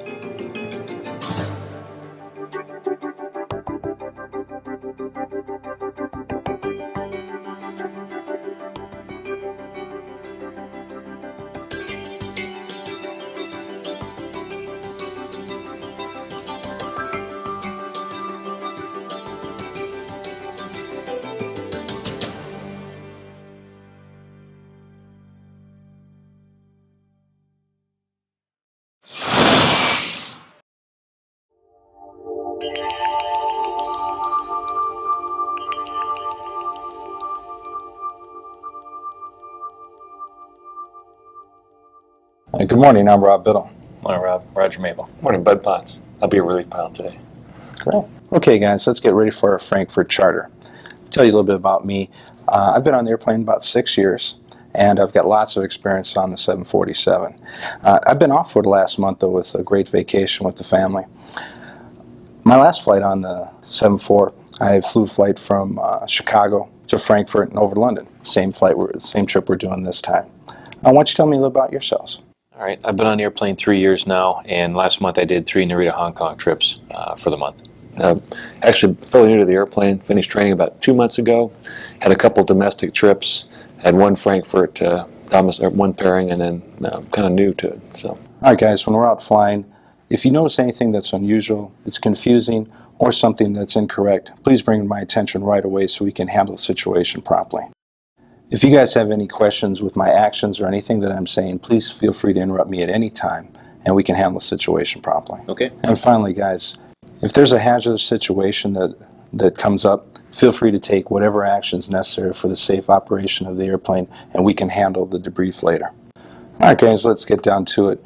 Taking a look at the local weather conditions, we might be able to figure out what runway we can expect. Looks like perhaps runway 32 left full length, or maybe 32 left from intersection T10, possibly runway 32 right might be our departure runways today. Rob, we pulled up the weather earlier and looked at it as well, and we concur with the runway assessment. We also noticed if we go to 32 right, we'll need to be concerned about the construction area that's right out here on Hotel. We'll plan on those runways, but we'll guard against fixation on going to any of those particular runways. Roger, let's take a look at some of the runway incursion hotspots. Rob, I noticed that the hotspot highlighting leaves a little bit be desired on this chart, so I took and highlighted the ones that would be concerned, especially with, so we can be cognizant of those as we taxi out. Oh, that's a great idea. That's a great idea. And it's nice to have that ahead of us so we can see it ahead of time and plan for it. Okay, let's go ahead and talk about the ground movement portions for our operations today. Now we'll review this again once we get into the cockpit at the airplane. I want you guys to know what you can expect from me and also what I expect from you. Okay, guys, something additionally that's very important. Once the clearance is given to us, I want us to be able to copy down not only the runway that we're going, but also the taxiways in sequence from where we are to where we're going, just in case we get confused as we're taxiing out. As we're taxiing on, I want us to use the airport diagram. Everybody should have it out and available. And as we get taxi clearances, I would like everybody to write down the routing and also make announcements as we're continuing on. For example, as we're taxiing southbound on Taxiway Tango, we'd make announcements something like this: Taxiway Tango, right turn at intersection T10, hold short of the runway. And I want verbal confirmation from one of you. All right, okay. And Roger, you brought up a great point about the construction area. As we're coming up to the construction area, let's not proceed toward there until we're sure we actually have proper wing clearance as we taxi beyond that. Okay. Additionally, on the airport diagram, we'll be conscious of the notes that are here prohibiting certain size aircraft on particular taxiways. Right. And fellas, when we're taxiing out, and if there's any time that you need to be heads down for any reason, that's fine. Just make an announcement so we all can cover for you while you're heads down. I know how busy you are as a first officer on our taxi out. Also, if you're off the air for any reason and not listening to ATC, that's fine. Make an announcement as well so we can cover for you until you come back from what you're doing. As we're taxiing up to a runway and are given hold short clearances, we'll make sure that we verbalize that so everybody's conscious of our position on the airport, that we won't cross any hold short clearances. When we taxi onto the runway, I'll be turning on the strobe lights, and I won't be turning on the takeoff lights until we actually are cleared for takeoff. Now, if I happen to forget that, please go ahead and reach up and turn on the lights for me in case I miss that. Okay. When we get into position for takeoff, what we'll do is we'll have our TCAS set at the lowest range in center map so we can watch any approaching aircraft that are coming from behind us. We'll also remember to do that on landing no later than 3 mile final, just to make sure that we don't have anybody coming up behind us as well on our rollout. Okay. And as you know, having our TCAS set on center and lowest scale, it'll greatly add to our situational awareness, especially on landing in Frankfurt. As you know, they're parallel runways, and it's very important that we have our guard up for any aircraft that are coming up from behind. Also, when we're in position, and it's been over a minute since we've been given clearance to take into position and hold, if we don't hear anything from tower, we'll query ATC. Okay. Once takeoff clearance has been received, I'll make sure that I turn on the takeoff lights before moving the throttles forward. Now, if for some reason I forget, please remind me, or else go ahead and reach up and turn the lights on. Rob, as we taxi out by that construction area, if I see a collision threat, do you want me to stop the aircraft? Absolutely. In fact, if there's no time to react or discuss about it, I want you to take the appropriate action to ensure a safe flight. For example, if we're taxiing, you need to slam on the brakes, so be it. Okay. Okay, guys, on the final couple items about taxiing, I didn't mention things like low visibility taxiing or taxiing with one or multiple engines shut down. I don't anticipate using those particular procedures on this flight, but in the future, if necessary, I'll make sure to brief them, but if I forget, please remind me to do so. All right, Captain.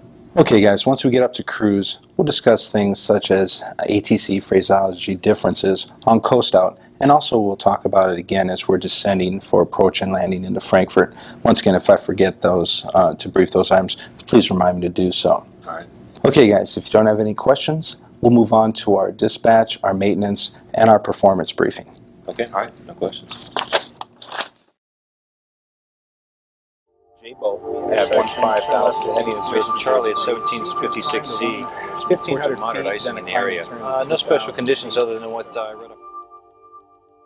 All right, Roger, we're planning the DuPont for arrival into Philadelphia.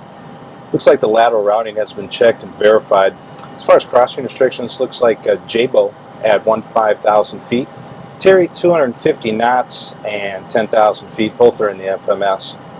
Star also says that landings to the east, Sumi intersection, turn left to heading at 020 degrees. Looks like we'll have to make that turn manually using the heading mode. Okay. It's not programmed in the FMC, I see. What's the current weather? The current Philly ATIS is Information Charlie at 1756Z. It's calm winds, 400 overcast, 1 mile visibility, light rain. They're using now less than 9 right. There were some reports of moderate icing in the area, so be sure to watch out for any structural icing. If necessary, we'll use the wing any ice.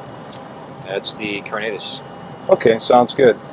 Now this is going to be an ILS runway 9 right, Philadelphia. Chart date is 19 January 01. Okay. The highest MSA is 2,600 feet. Touchdown zone elevation is 22 feet. Localized frequency is 109.0. Inbound course is 087 degrees. We should cross Keeley at 1,725 feet. Decision altitude is 222. Misapproach procedure is climb to 1,500 feet, then a climbing turn to 2,000 feet. Direct Woodstown VOR and hold. Now if we hold at Woodstown, it looks like a teardrop entry, and once established in the holding pattern, would be left-hand turns. Misapproach has been verified in the FMS, and required visibility is 1,800 feet RVR, and we do have that right now on that weather. Yes, we do. 109 right is 10,400 feet long, has 9,300 feet beyond the glide slope. There's ALSEF 2 approach lighting system, but no FASI or PAPI. Let's plan a 30 flap landing with no auto brakes. We'll make a left-hand turn off the runway around Sierra intersection. One thing I want to point out, Roger, is that on our taxi route to the terminal, we'll intersect runway 9 left. So back me up, make sure we don't cross until we actually have clearance to do so. Okay. I also see there's some runway incursion hotspots at intersection Mike and November. Do we have any notices or special conditions in Philadelphia? No special conditions other than what I wrote up on the ATIS for the structural icing. We'll watch out for that, and I'll hit the wing anti-ice if necessary. Okay. Would you like the approach then checklist? Sounds good. Okay.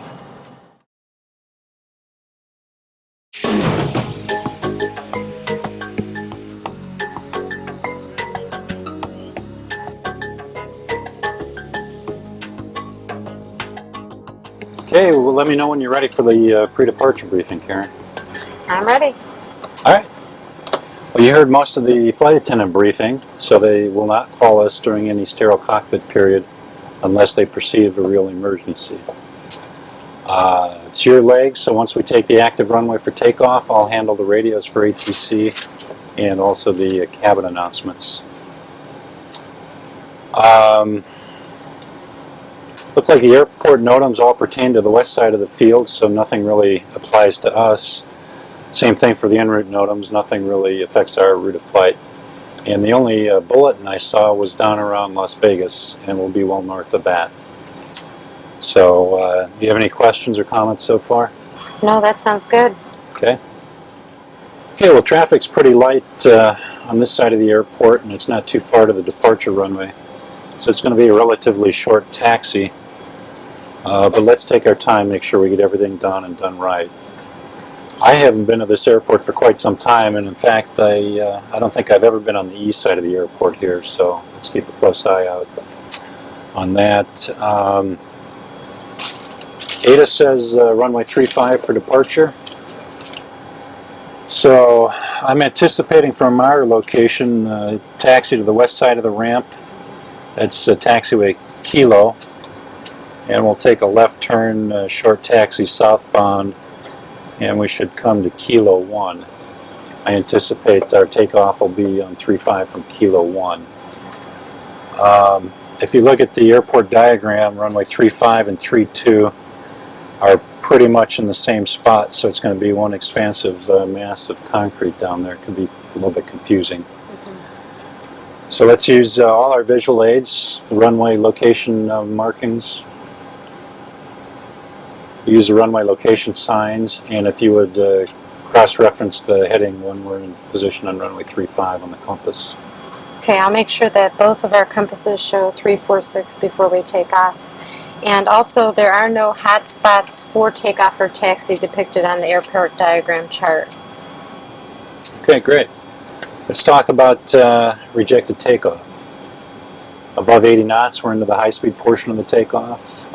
We'll only reject the takeoff if it looks like the airplane's not going to fly, or if I get a fire warning, or an engine failure, or a predictive wind shear caution or warning. In any case, I'll make the call and perform the maneuver. I'll take the aircraft from you and I'll say reject, reject. And what I want you to do is call the tower, tell them who we are, where we are, and what we're doing. Something like Tower Consolidated 1481, aborting takeoff runway 35. Rejecting takeoff. Yeah, I'll make sure that I say it twice, and that's what I'll do. All right, sounds good. It's going to be your leg to fly, so I'll let you go ahead and finish the departure briefing. Okay. There are no special procedures for engine failure or terrain clearance departing on runway 35. And it looks like the majority of the high terrain is to the east, and our route has us generally going to the north. We do have our clearance. It does check with our flight plan. And for performance, we have flaps 1 reduced since we're well below the maximum weight for reduced thrust. If we should happen to experience any equipment failures, I'll continue to fly the aircraft until you say otherwise. And if we do get real busy, it's for terrain. In the airport briefing page, it says to fly a heading of 330 and climb to 12,000 feet. So if we get wrapped up in anything for terrain, we should do that. The transition altitude is 18,000 feet, and we'll both be looking out for traffic watch. If I do get a TCAS resolution advisory, I'll go ahead and fly that, and then we can back that up with a call to ATC. And since there's no additional crew members jumpsuiting, I believe I've covered everything. Did I miss anything? I think you got it all. Let's do the before start checklist. Before start checklist, departure briefing. Complete. Whether we're flying on the job or just flying for fun, the good news is that aviation in the United States of America is the gold standard for safety. As pilots, we know that safety is, and always will be, #1 on our checklist. I'm pleased to introduce a video series that's designed to help raise safety awareness in the pilot community. We already have a safe foundation. These videos will fortify the elements that make it that way. Here in the U.S., we lead the world with more than 61 million takeoffs and landings at about 600 towered airports. That's where you'll find us redoubling our efforts. The goal is to keep things safe before takeoff and after touchdown. By placing emphasis on situational awareness on the ground, we can reduce the risk of runway incursions. We know that the lion's share of incursions, about 60%, happen when a pilot doesn't follow ATC instructions. Controller mistakes account for another 25%. Vehicle operators and pedestrians account for the rest. Everybody makes mistakes, that's a given. But with continuing education, we can keep our minds fresh and our skills sharp. You can learn more at FAAsafety.gov. There are many aviation seminars on a wide variety of regulatory and safety topics all over the country, free of charge. There are controller pilot meetings at your local airports, and you can learn online. And there's always the CFI. A couple hours there is always time well spent. So I encourage you to watch these 4 short runway safety awareness videos. Start with face-to-face and eye-to-eye, a look at human factors. Until then, keep flying and keep safe. We already have a safe foundation. When we work together and study, we keep it that way.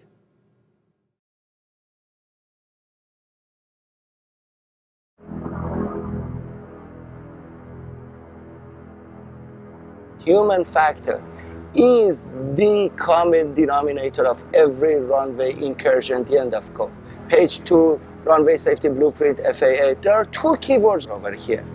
The common denominator of every runway incursion, and the second keyword is every runway incursion.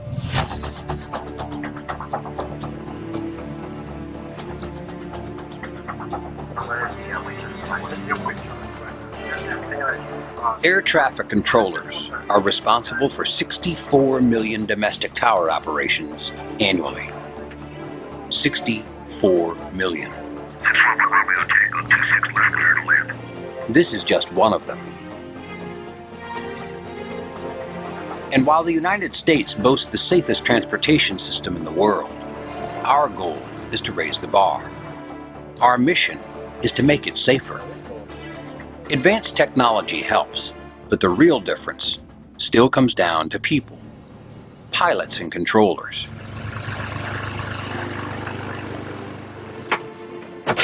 So in a world of increased traffic and rapidly advancing technology, what can pilots and controllers do to work more closely, communicate more efficiently, and make the system safer?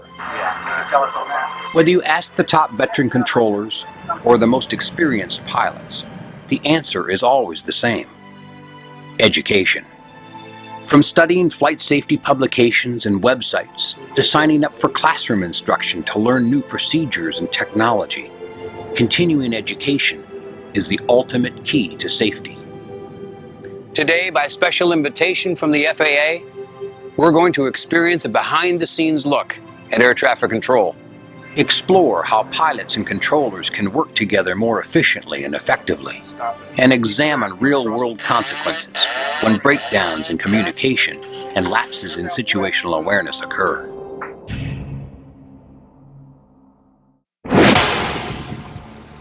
Ontario Tower, Decathlon 161 Sierra Alpha, 7 Southwest with Tango, request landing. Decathlon 161 Sierra Alpha, Ontario Tower, enter left downwind for runway 26 left. For pilots, the tower is an icon, Decathlon 161 Sierra the Alpha, most visible symbol of air traffic control. For controllers, this is the focal point of local airspace, where the highest concentration of aircraft must be monitored and managed around the clock. Ontario Tower, Decathlon 161 Sierra Alpha, over the ball fields. Decathlon 161 Sierra Alpha, runway 26 left, clear to land. Decathlon 1 Sierra Alpha, contact ground control on 121.9. 21-9, 1 Sierra Alpha. Ontario ground, Decathlon 1 Sierra Alpha at Romeo, request taxi to the GA ramp. Decathlon 1 Sierra Alpha, taxi to General Aviation via November, Uniform, Sierra, hold short runway 26 right at Uniform. Decathlon 1 Sierra Alpha, taxi via November, Uniform, Sierra, hold short runway 26 right at Uniform. Decathlon 1 Sierra Alpha, read back correct. Ontario Southwest 793, 5 mile final, 26 right. Southwest 793, runway 26 right, clear to land. You are cleared to land. Clear to land, 400. As pilots navigating congested ground and airspace like this, situational awareness and proper phraseology are critical to the safety of dozens of aircraft vying for the same ground and airspace. For controllers, clear, concise communication and maximum awareness are essential to managing heavy traffic, a challenge that is complicated by aircraft with differing rates of speed and performance. You got a lot of airplane taxiing out.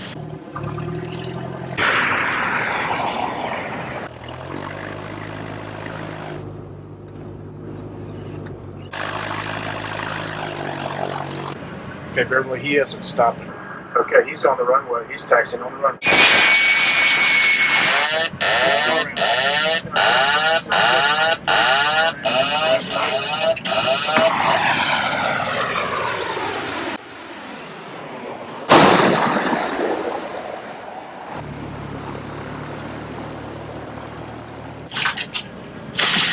Whoa.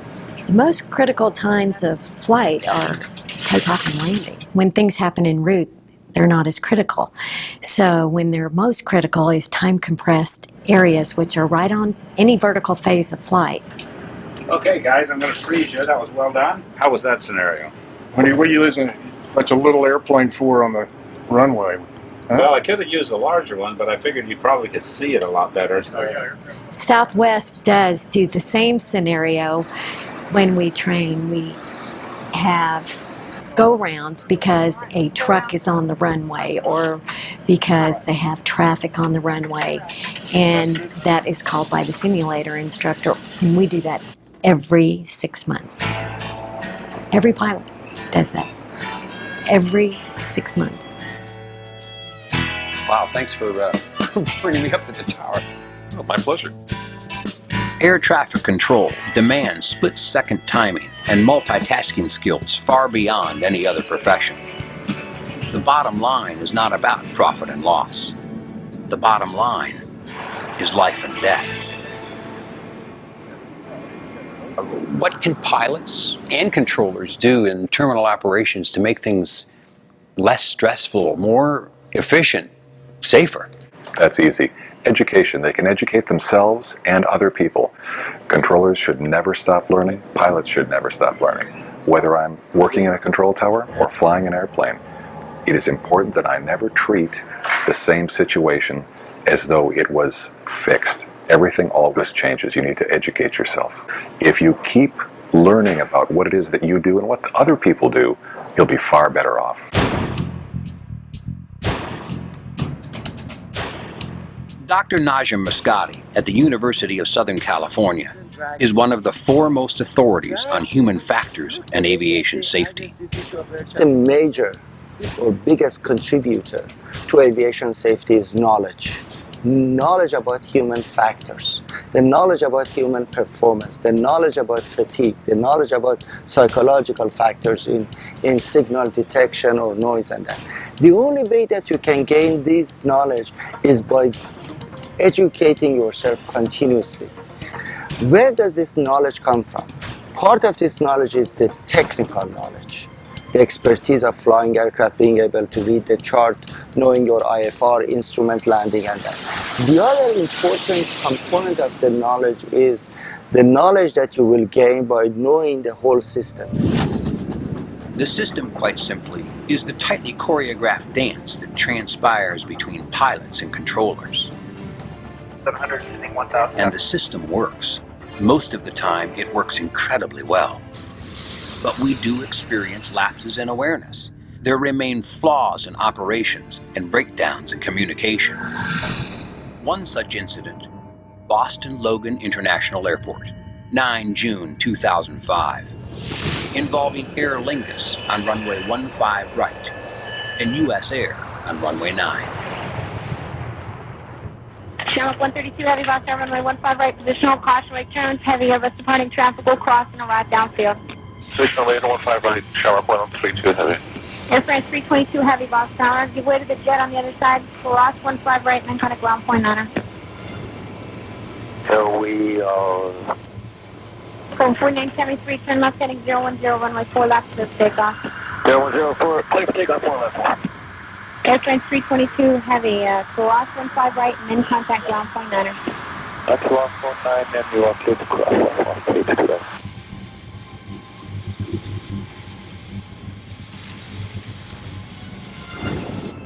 US Air 1170, runway 9er, position at home. No, US Air 1170. Delta 1929, hard right turn via 22 left, immediate right on Papa. Hard right turn, 22 left, right turn, Papa, Delta 1929. Yeah, American 1752, the ILS 4. 1752 Boston Tower, 4 right, clear to land, caution, right turn runs arriving DC-10 heavy, wind 080 at 4. Good land, 52. Delta 1929, on Papa, hold short of Echo, you can shut down there. Hold short of Echo, we can shut down, Delta 1929. Delta 1929, my coordinator indicates that there may, and I emphasize may, because I've been yelled at many times today, be a release for LaGuardia. I don't want to get your hopes up, but just stay with me and we'll see what's going on. We can do that, sir. We'll keep our fingers crossed.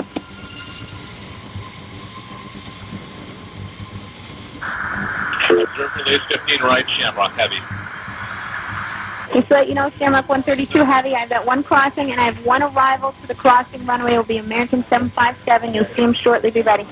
Alrighty, Shamrock 132 Heavy.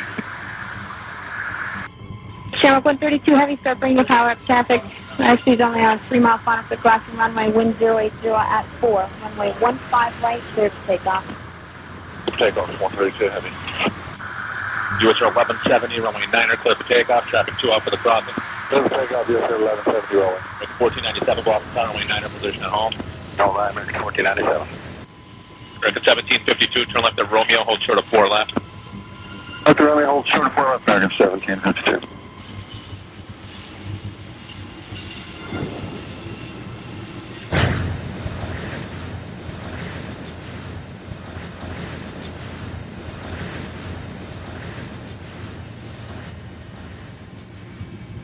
Delta 1929, you're good to go. Move up to and short of 4 right on Echo. Hold short of 4 right on Echo, Delta 1929. Thank you. Break 1497, 9er, position at home. No, American 1497.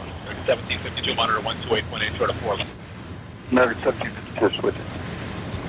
Whoa.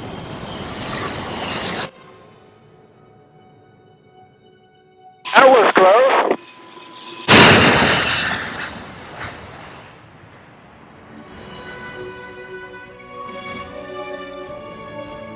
In this type of runway incursion, we are talking about three casts of characters. Air traffic controller, aircraft A, aircraft B. Very simple. When you look at these three casts of characters that they come to play on runway, it's really like a ballet, it's like a choreography. These guys, they need to communicate with each other, they need to be able to understand each other, use their equipment, and be able to run the aircraft safely or take off safely. What is the common denominator over there? Cast of character A, B, and C. The common denominator is the human element or organizational factors. Human factors is an important piece of aviation safety because the human is a factor in a complex system of other humans, computers, and so each one contributes to the situation. We're still humans driving machines, so as long as humans are driving the machines, we have to think about the human side of it. It's a high consequence environment. There's a lot of duty of care issues. You have to be on top of your game all the time. There is a problem of exhaustion, there is a problem of fatigue. Human factors can range from poor nutrition, task saturation, fatigue, to dehydration and exhaustion. The list goes on. However, there's one human factor that appears over and over: complacency. So in your 24 years as a controller, what's the most challenging air traffic you've had to deal with? To tell you about that, I've got to tell you that there are 4 parts to the way traffic works. One would be very easy. There would be no or one airplane. It's very difficult to have something go wrong if there's only one airplane. That's one. The next one would be where it's very busy. If it's busy but still within your capabilities, it becomes a thing of beauty. The airplanes are moving around, the words are coming out correctly, everything is good. You're stressed but not overstressed. The next would be when they add a few more things, a few more tasks for the controller to do. When it's very busy. At that point, you run the risk of making an error, of forgetting to do something. But the real scary scenario is where it's just a little bit busy. You just have a few airplanes and you think you know what's going on. So you relax. That complacency is what'll kill you. Chicago O'Hare International Airport, 23 July 2006. The following operational error is a runway incursion involving Giant 6972, cleared to land on 14 right, and United 1015, cleared for takeoff on 27 left, intersecting runways. Hello, Tower, Giant 6972 Heavy, mind DME, let's 14 right. Giant 6972 Heavy Air Tower, runway 14 right, clear to land, 1608, traffic will depart, head of your arrival. Clear to land, runway 14 right, to Giant 6972. United 647, turn left, contact ground point 90. Point 9, 647, hey. United 938 Heavy, runway 14 right, clear for takeoff, turn left heading 040. Clear for takeoff, 14 right, left turn 040, United 938 Heavy.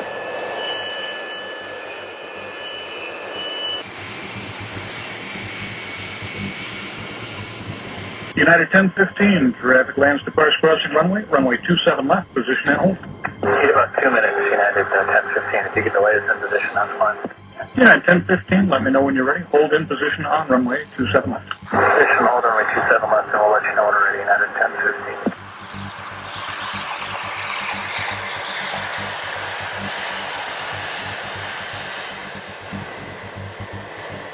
It can be very easy to become distracted and lose track of time when you're on a runway and not ready to go. But not everything is sitting still. Giant 6972 has been covering about 3 miles a minute on approach. The controller is facing a myriad of distractions, and United 1015 is exposed on an active runway while focused inward on final preparations for takeoff. United 1015, thank you. Fly runway heading, runway 27 left, clear for takeoff, wind 150 at 7. Runway heading to for takeoff, to the left, United 1015.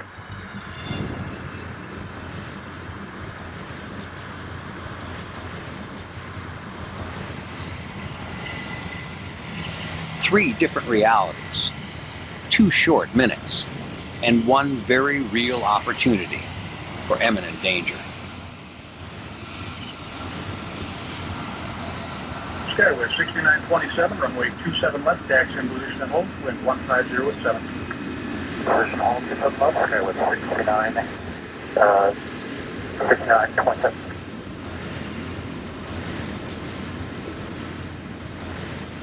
Oh, hey, stop. Don't worry, we got him.